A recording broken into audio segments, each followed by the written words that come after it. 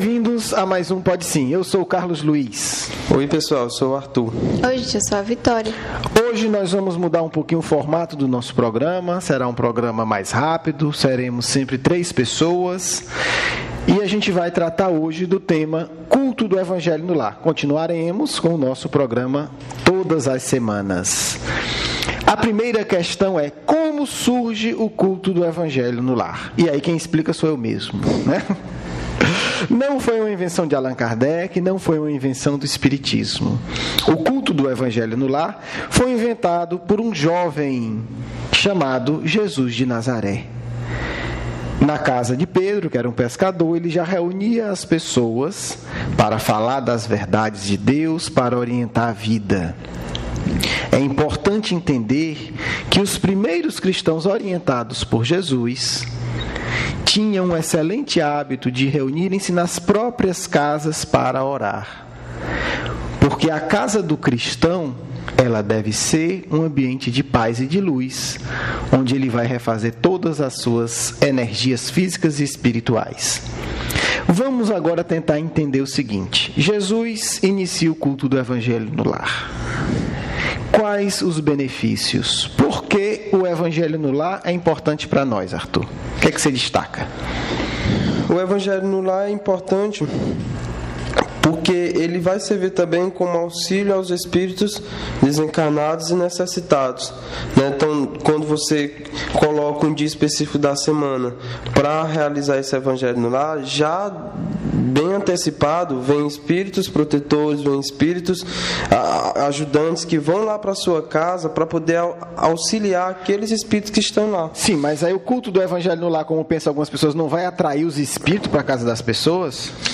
Eu acho que atrai mais espíritos bons do que os espíritos ruins, né? Porque na presença de um espírito bom você tem auxílio de 2 ou mais.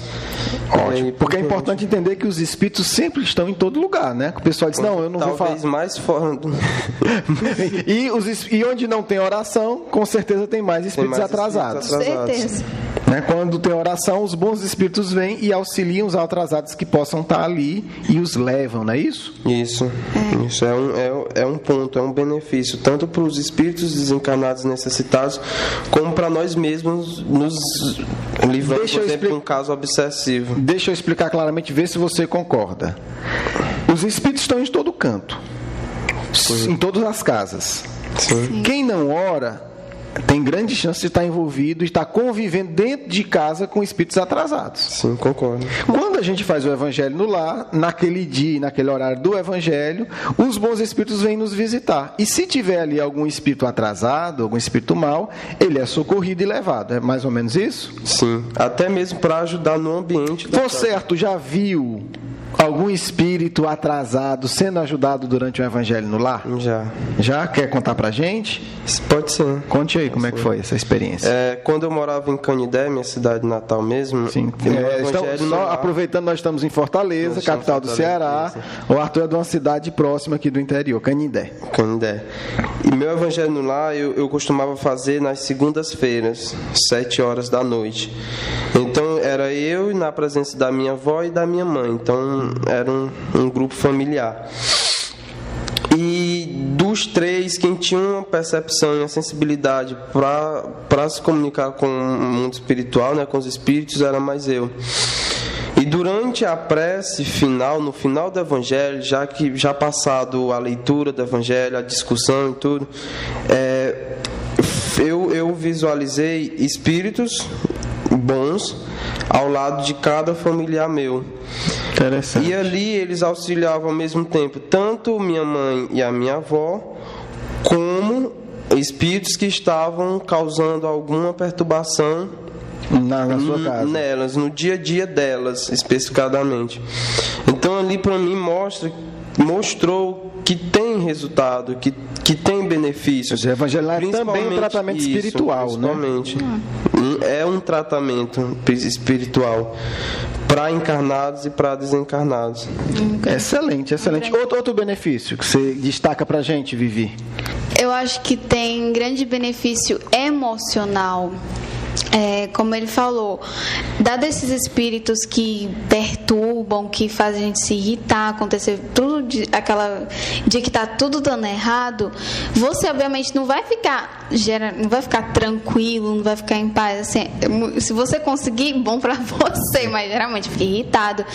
Então, já esses espíritos que estão ligados a você sendo ajudado, você automaticamente também vai ser ajudado e você consegue ficar mais calmo, mais tranquilo, e a sua parte emocional também vai sendo cuidada. Não significa que você vai ficar zen o tempo todo, mas assim, já ajuda bastante. E até talvez refletir a própria mensagem, né? Muitas vezes a gente está com emoção de vingança ou de não querer perdoar, e às vezes uma leitura ali do Evangelho ajuda você trabalhar essa emoção, né? Ou no caso do perdão, ou da paciência, quer dizer, às vezes a gente toma um susto, né? De repente a gente está num dia nervoso, impaciente, aí abre o Evangelho ao acaso, o Arthur já vai explicar pra gente como é que faz direitinho, e aí cai a paciência, a gente toma um susto, né? Isso é pra mim. O quê? É pra mim. Eu reconheço que eu preciso ser mais paciente. E é importante esse reconhecimento, porque muitas vezes a gente acha, fulano não está sendo paciente comigo, mas é bem pelo contrário. É importante esse reconhecimento, que a mensagem é pra quem porque está se o fulano não está sendo paciente comigo, a mensagem talvez que cai para mim é o perdão, né? Ou a tolerância, ou a indulgência. Exato. Não, por exemplo, a mensagem é sempre pra gente, né? Exato, porque muitas vezes acha que não. Por exemplo, cai na paciência, aí você pensa, realmente, fulano precisa ser paciente. Exato. Fulano precisa ser paciente, eu não, né? Eu imagino o guia espiritual, meu Deus do céu. Assim, será que o guia espiritual errou de mensagem, né? Será que esse superior não sabe escolher uma mensagem? Não é, rapaz. Não, eu concordo. Esse ponto é importante. Quer dizer, a mensagem do nosso Evangelho no Lar é para ser aplicado na nossa vida, né? Não é na do vizinho. A do vizinho ele vai receber lá na hora que ele fizer o dele. Uma outra vantagem que eu acho que soma essas duas é o apoio energético. As nossas emoções geram energias, ou melhor, transformam as energias. E muitas vezes, se a gente tem pessoas invigilantes dentro de casa, ou se a gente se tornou invigilante naquele período, nós vamos gerar em nossa casa energias ruins, energias grosseiras. E aí, quando a gente faz o Evangelho no Lar, por exemplo, é muito comum as pessoas fazerem à noite, mas pode ser qualquer horário, mas pelo menos 12 horas antes, uma equipe espiritual vai para a nossa casa. E passa aquelas horas todas dentro da nossa casa, fazendo uma verdadeira limpeza energética, observando se há espíritos necessitados, observando o nosso comportamento para poder estudar e escolher as mensagens que vão cair, né, no nosso Evangelho. Quer dizer, é feito toda uma preparação e todo um estudo. Para que vocês entendam, eu vou ler só o começo de um trecho. Vou ler o começo de um artigo que Kardec publica na Revista Espírita, né, a nossa grande fonte de pesquisa, a Revista Espírita de maio de 1867. O título chama Atmosfera Espiritual. É um artigo interessantíssimo, né, a revista de 1867. Quem quiser ler ele todo depois, a gente vai disponibilizar no site também, né, intitula-se Atmosfera Espiritual. Eu vou ler só o primeiro parágrafo para a gente entender como as energias de um ambiente alteram nosso comportamento. É aquela história que a gente muitas vezes vê no dia a dia ou na televisão, né? A pessoa às vezes se deixa levar. Ela está numa multidão, a multidão começa a quebrar as coisas, ela vai no impulso e quebra também. Ou ela chega num ambiente, aquele ambiente estimula que ela seja agressiva. É verdade. Isso Kardec chama de atmosfera espiritual. Olha que interessante. Eu vou ler aqui. O Espiritismo nos ensina que os espíritos constituem a população invisível do globo. Estão no espaço entre nós, vendo-nos e se debatendo conosco incessantemente. Olha aí.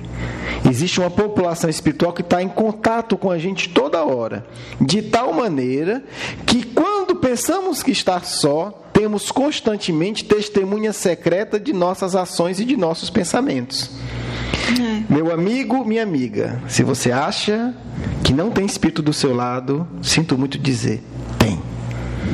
Você pode buscar a companhia dos bons espíritos, mas mesmo o ateu que não quer, que tem uma vida inferior, ele vai atrair uma multidão de espíritos inferiores ao redor dele, mesmo sem acreditar. Vamos continuar aqui. o parágrafo. Isso pode parecer constrangedor para certas pessoas, mas, desde que é assim, não pode impedir que assim seja. Quer dizer, a pessoa pode se incomodar com essa ideia. Poxa, quer dizer que minha casa está cheia de espírito? Tá. A minha escola está cheia de espírito? Tá. O meu trabalho está cheio de espírito? Tá. A questão só é que tipo de espírito é. E mesmo que as pessoas não queiram que, ou não gostem, não sei, tenham medo, mesmo que realmente, vamos supor, um ambiente que não tem nenhum espírito, só tá você lá, você é o quê? Você também é um espírito, né?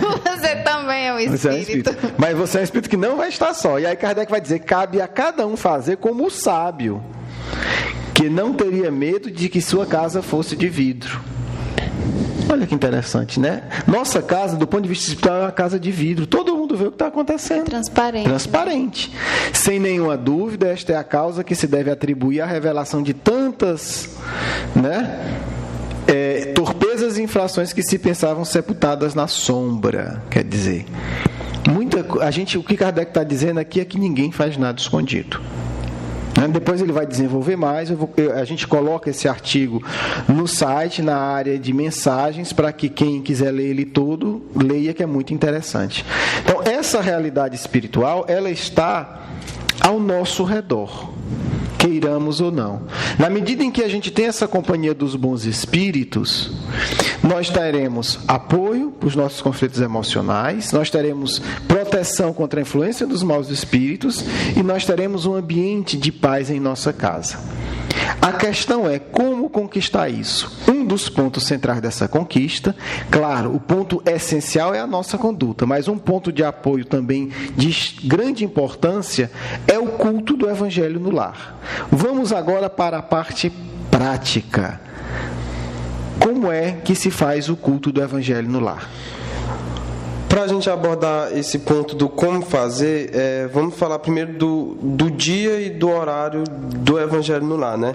Então você pode selecionar dos 7 dias da semana, 1 dia, 2 dias, 3 dias, dependendo da disposição e dependendo da necessidade que você sua no momento. Né? Claro. E é Mas importante, pelo menos uma vez por semana. Pelo menos uma vez na semana, é o mínimo. E é importante também, nesse dia selecionado, você ter um horário específico, não por outra coisa a não ser organização e disciplina, nossa mesmo aqui no plano material. Então, selecionado o dia ou dias e selecionado o horário, aí é que vem toda a questão intrínseca do Evangelho do Lar. Como é que se faz o Evangelho no lar? Você pode iniciar o Evangelho e deve iniciar o Evangelho com uma prece. Ok, prece, faz uma prece. Seria o que primeiro pode momento. Ser uma prece espontânea, pode ser o Pai Nosso. Pode ser um Pai Nosso. Pode ser uma das preces lidas que Kardec sugere no final do Evangelho. Aí fica a critério. E pode também alternar. Durante um período eu vou começar sempre com o Pai Nosso, depois eu quero fazer espontânea. Pode ser assim? Pode ser assim. Então pronto, prece. Prece. Depois você vai para o foco do Evangelho no lar, que seria o próprio Evangelho. Okay. Você pega o Evangelho segundo o Espiritismo e você pode abrir ele aleatoriamente, certo, que é o que a instrução, que é a orientação, porque ali os Espíritos vão estar auxiliando, intuindo para abrir a mensagem para o dia, a mensagem do dia. A orientação. Para aquele dia. Ou você pode seguir metodicamente os capítulos do Evangelho.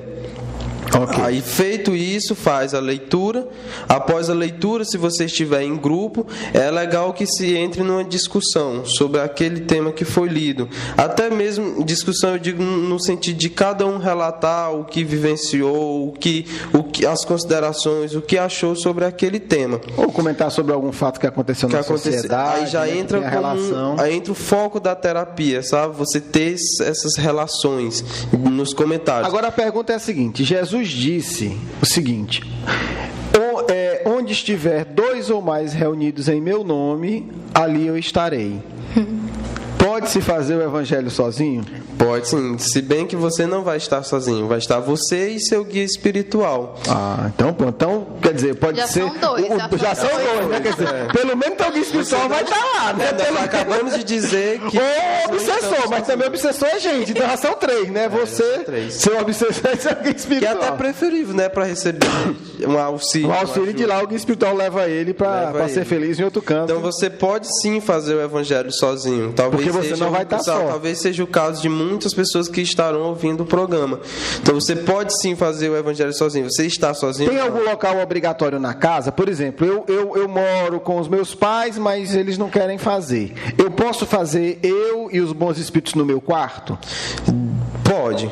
Você tem que procurar um espaço, um ambiente que seja silencioso, que seja... Mas se eu morar tranquilo. do lado de uma rodovia e tiver, ou de um aeroporto, eu não posso fazer evangelho no lar? Faça.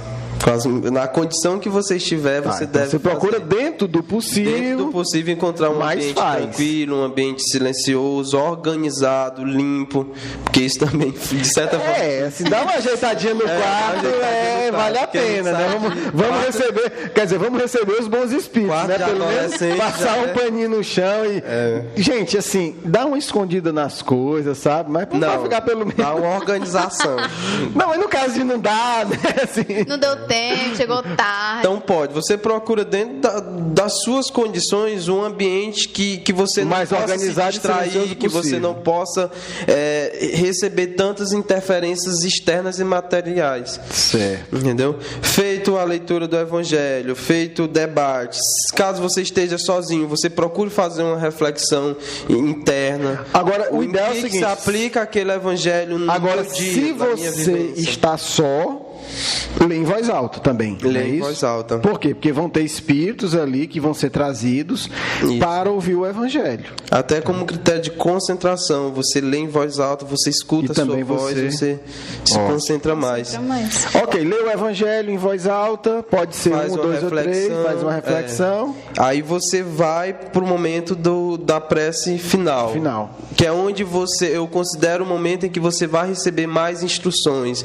Que ali vai ser... O seu guia espiritual vai chegar próximo, vai lhe abraçar, vai lhe intuir bons pensamentos e boas reflexões. Ok, excelente. Eu só acrescento 2 coisas. Uma, ao fazer o Evangelho, coloque água, porque os bons espíritos ali vão aplicar boas energias naquela água. Certeza. Tá certo? Então, se a sua família não tem nenhuma rejeição, você pode inclusive colocar garrafas específicas para cada família. Então coloca uma jarra e distribui para todo mundo, ou coloca um copo para cada um, tanto faz. O importante é que você tenha uma água para os espíritos depositarem ali boas energias. E como uma leitura complementar, se você quiser, você pode usar alguns livros que também comentam sobre o Evangelho, né? Que pode ser lido depois do Evangelho ou antes, como uma mensagem de abertura.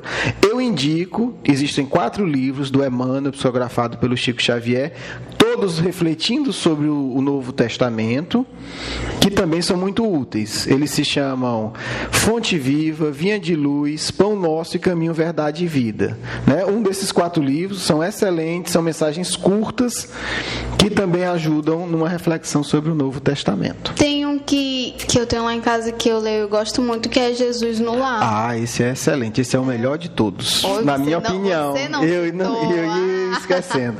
Eu já usei muito, parei um pouco, eu já li ele várias vezes, mas eu sempre retorno. Ele é muito bom. Ele fala de quê? Rapidamente. São várias mensagens, pelo que eu vi, né? São várias mensagens de Jesus, como se fosse um evangelho mesmo, no Testamento. E ele é o próprio evangelho no lado de Jesus com os apóstolos. É exatamente isso. Ele retrata o momento em que Jesus se reunia com os apóstolos para conversar sobre as leis de Deus. São mensagens profundas. Tem uma linguagem simples, mas são bem profundas. Pronto, esse, já que você lembrou, graças a Deus, é o que eu mais indico. Jesus no lado, o Espírito Neio Lúcio, através também do querido médium Francisco Cândido Xavier. Bem, gente, eu me despeço, espero que tenha sido útil e interessante o programa para vocês. Mais informações vocês vão encontrar nos textos do nosso site. Um grande abraço, né? E vamos nos preparar para a segunda parte. Tchau, gente. Eu espero que vocês tenham entendido a mensagem do que é o Evangelho no Lar e inicie, né, essa prática. Gente, tchau. Foi muito bom conversar com vocês e esclarecer melhor sobre esse assunto, sobre essa prática que faz tão bem, né, para todos nós. Tchau. Ok, a Vivi agora vai abrir ao acaso o nosso Evangelho, vai ler, depois o Arthur vai fazer a prece e aí a gente deixa o espaço para os nossos queridos amigos espirituais. Abandonar pai, mãe e filhos. Aquele que houver deixado pelo meu nome sua casa, os seus irmãos, as suas irmãs, o seu pai ou sua mãe, ou sua mulher, ou seus filhos, ou suas terras, receberá o cêntuplo de tudo isso e terá por herança a vida eterna. Mateus, capítulo 19, versículo 29.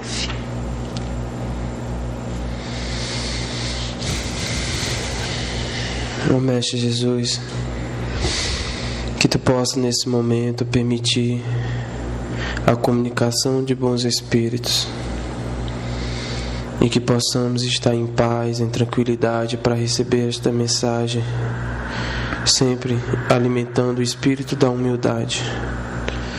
Muito obrigado e que assim seja. Jovens amigos, é hora de abrir os vossos corações e aos vossos lares, aos espíritos que trabalham em nome de Jesus. O Evangelho de hoje é a reflexão que queremos desenvolver.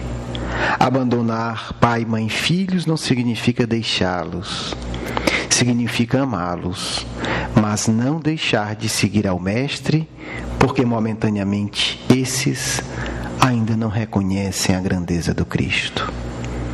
Significa, meus amigos, instaurar o culto do Evangelho no lar, mesmo que os familiares não queiram participar.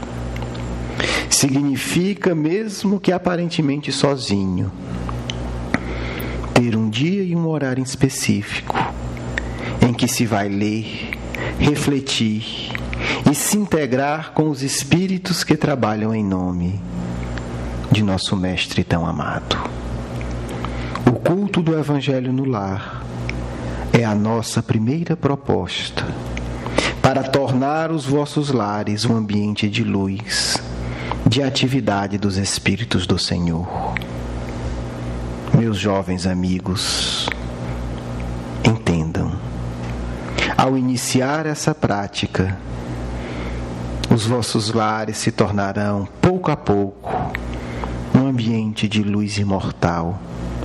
Instalaremos neles a proteção espiritual, as energias elevadas, para que no futuro possamos lá auxiliar de maneira profunda todos os vossos familiares e bem como os espíritos necessitados que carecem ouvir de vossos lábios as palavras de luz de nosso Mestre tão amado.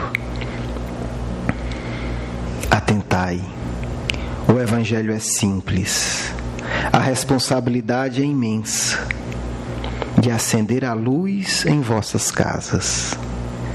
Se existem conflitos, se existem problemas, orai com fervor, multiplicai vossos esforços. Se vossos familiares sofrem de angústias e perseguições espirituais, de paixões infelizes, não os condeneis. Buscai no Evangelho, buscai no Cristo o amparo necessário para todos eles e para o vosso próprio coração. Porque nós, em nome de Jesus, podemos vos assegurar: todos aqueles que instituírem com amor e devoção o Evangelho em seus lares, receberão proteção extra, porque é a ordem do Mestre. Este foi o aviso do Rabi da Galileia: onde houver 2 ou mais reunidos em meu nome, ali eu estarei. Em nome de Jesus, meus amigos, nós estaremos em vossos lares, amparando, socorrendo e auxiliando, a partir do momento em que pudermos contarmos com vocês nessa prática semanal. Quando necessário, faça-se mais vezes, para que em nome de Jesus possamos, junto convosco, iluminar os vossos lares e um dia iluminar o mundo. Vosso amigo, um cristão de outrora, que hoje alegremente vos diz: É hora, meus jovens amigos, de reviver o verdadeiro cristianismo. Façai a vossa parte, nós faremos a nossa, e com as bênçãos do Cristo haveremos de ter uma imensa colheita de paz, felicidade e luz.